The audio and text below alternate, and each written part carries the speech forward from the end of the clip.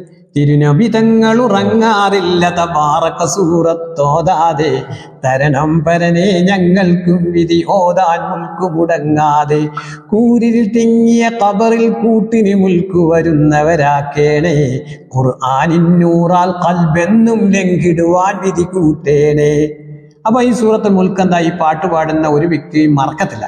പ്രത്യേകിച്ച് കുട്ടികളെ പഠിപ്പിച്ചാൽ അത് വലിയൊരു നേട്ടമായി മാറും.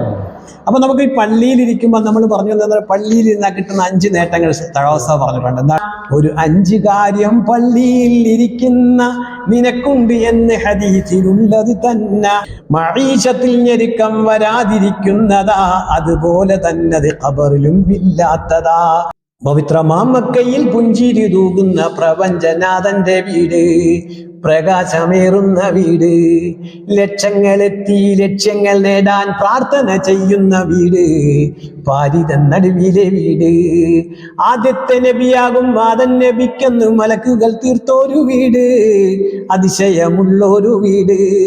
മുസൽമാന്റെ ഹൃദയങ്ങൾ ദിനം 5 നേരവും മുത്തങ്ങൾ ചാത്തുന്ന വീട്, മനസ്സിലെ സ്വപ്നത്തിൻ വീട്.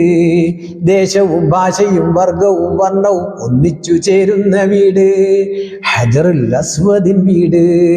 മഈശത്തിൽ ഞെരുക്കം വരാതിരിക്കുന്നതാ, അതുപോലെ തന്നെ ഖബറിലും ഇല്ലാത്തതാ.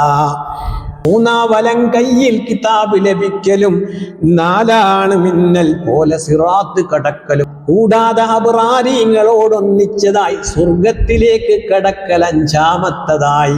അൽബറക്കത്തിൽ നോക്കിയാൽ കാണുന്നതാ, ഒരു 108 വിശദമായി പറയുന്നതാ.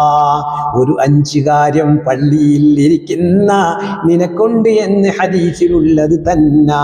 മഈശത്തിൽ ഞെരുക്കം വരാതിരിക്കുന്നതാ, അതുപോലെ തന്നെ ഖബറിലും ഇല്ലാത്തതാ. 3 വലം കയ്യിൽ കിതാബ് കൊടുക്കലും, 4 മിന്നൽ പോൽ സിറാത്ത് കടക്കലും. കൂടാതെ അബ്റാരിങ്ങളോടൊന്നിച്ചതായി സ്വർഗത്തിലേക്ക് കടക്കൽ 5-മത്തതായി.